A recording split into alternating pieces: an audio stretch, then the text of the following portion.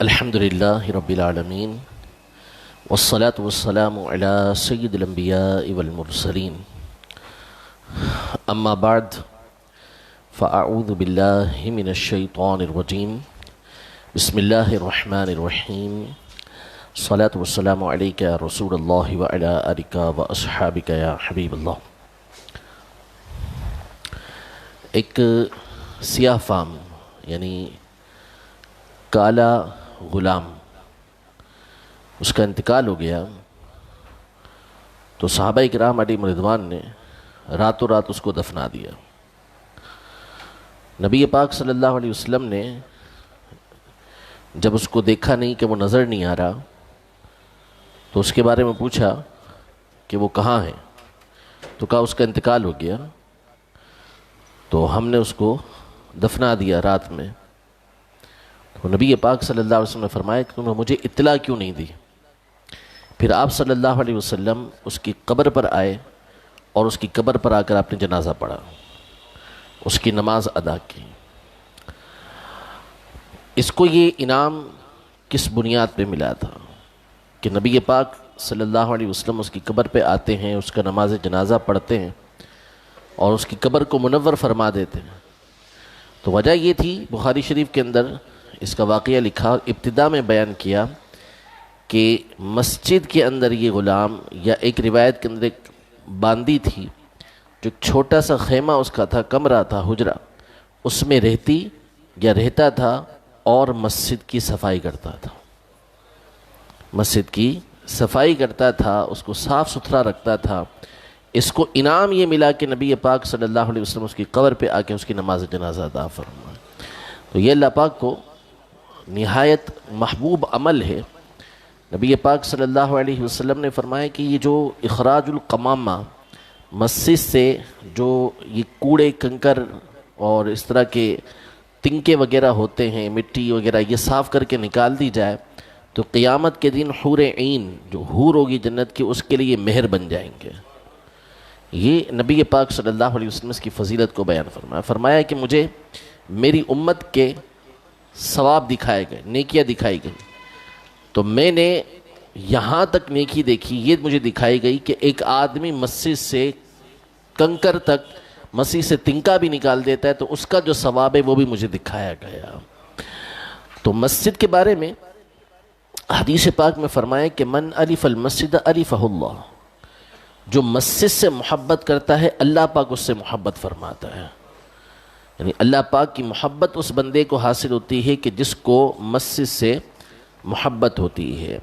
ایک حدیث پاک میں یہ ارشاد فرمایا کہ ہر وہ شخص کہ جو کسی کے یہاں پر جاتا ہے، مہمان ہوتا ہے، تو میزبان مہمان کی تعظیم کرتا ہے، اس کا اکرام کرتا ہے، اور مسجد کے اندر جو بندہ آتا ہے وہ اللہ کا مہمان ہے، اللہ پاک اس کا اعزاز کرتا ہے، اس کا اکرام اور اس کی تعظیم فرماتا ہے۔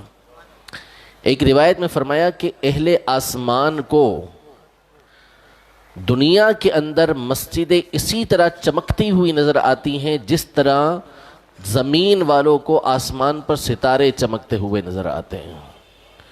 تو اس قدر مسجد کے فضائل موجود ہیں۔ قرآن مجید فرقان حمید میں اللہ جل شانہ نے ارشاد فرمایا انما یعمر مساجد اللہ من آمن باللہ والیوم الآخر، اللہ کی مسجدوں کو وہی بناتے، وہی آباد کرتے ہیں جو اللہ پر اور قیامت کے دن پر ایمان رکھتے ہیں۔ یعنی اہل ایمان کو اللہ یہ سعادت بخشتا ہے اور اس پر انعام عطا فرماتا ہے کہ جو مسجد کی تعمیر کرتے ہیں۔ یہاں لفظ انما یعمر، یہ تعمیر جو لفظ ہمارے یہاں معروف ہے، جس کو ہم سمجھتے ہیں، اسی کا یہ لفظ ہے، تعمیر اسی سے نکلا ہے۔ اس لفظ کے علماء نے دو معنی بیان کیے ہیں۔ ایک تو تعمیر باقاعدہ جس طرح مسجد کو بنایا جاتا ہے، تعمیر کیا جاتا ہے، بلڈنگ کی جاتی ہے، اس کی پوری ایک عمارت بنائی جاتی ہے، یہ ایک ہے مسجد کو تعمیر کرنا، یہ بھی تعمیر کا معنی ہے۔ اور اسی تعمیر سے آبادی نکلا ہے۔ جس کو عمرانیات کا علم کہتے ہیں، جس کا مطلب ہوتا ہے شہروں کی آباد کاری جو ہوتی ہے، اس کا جو علم ہوتا ہے یہ اسی تعمیر سے نکلا ہے۔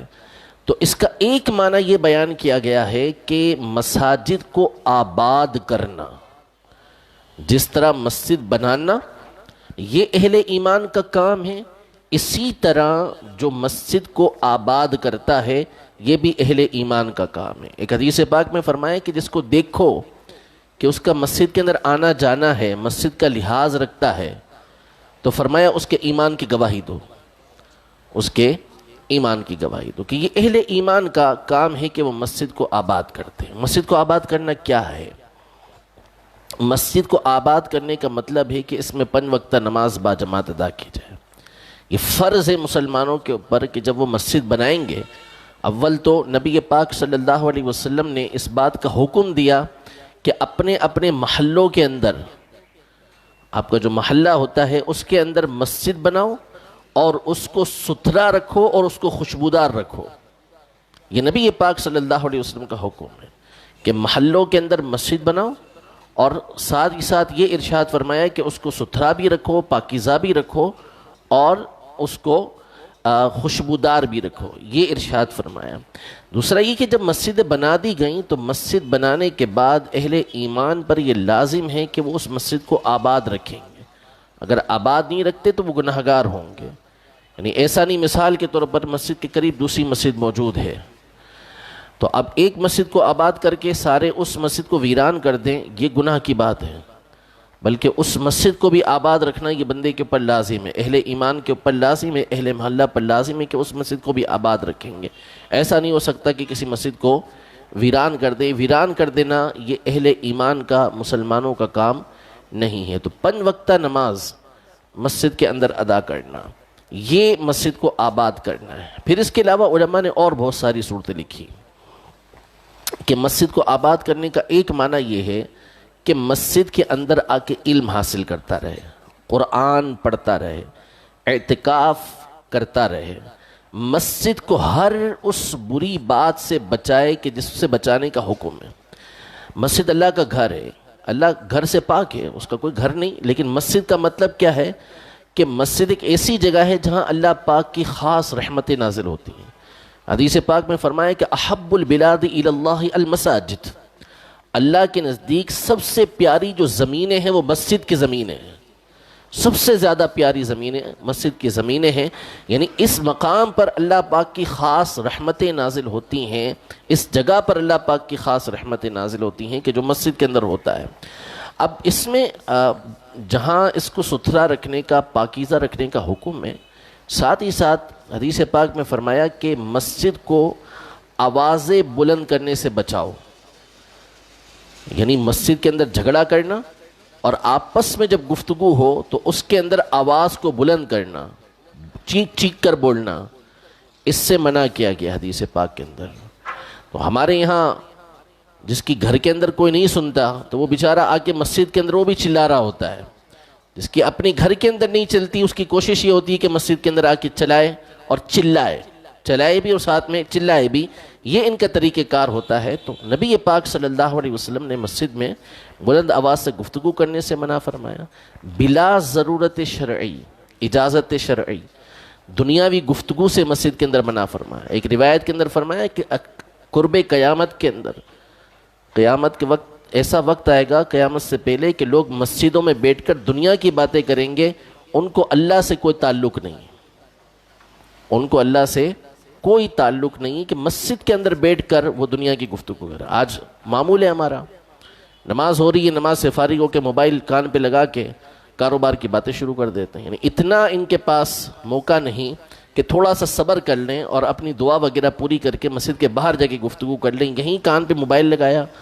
اب سارے نمازی پریشان ہیں، اس کی طرف دیکھ رہے ہیں اور وہ گفتگو کے اندر مصروف ہے۔ اچھا، جو دیکھ رہے ہیں، خوبصورت بات یہ ہے، مزے کی بات یہ ہے کہ جب ان کے ساتھ یہ معاملہ پیش آتا ہے تو وہ بھی اسی میں لگے ہوئے ہوتے ہیں، دوسروں کو تنقید کی نگاہ سے دیکھنا ہے لیکن کرنا اپنا بھی یہی ہے۔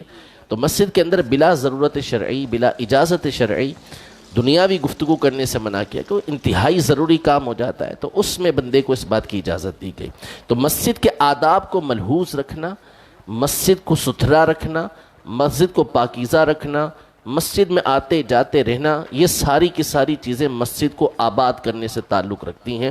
ایک روایت کے اندر فرمایا کہ جو بندہ مسجد کو اپنا گھر بنا لے، گھر بنانے سے مطلب یہ ہے کہ جس طرح اپنے گھر کی بندہ حفاظت کرتا ہے، جس طرح گھر سے محبت کرتا ہے، اس سے الفت رکھتا ہے، اسی طرح مسجد کو بھی سمجھے، تو فرمایا کہ اللہ پاک اس کو قیامت کے دن اس بات کی ضمانت دیتا ہے کہ پولیس راہ سے گزار دے گا، تیزی سے گزار دے گا۔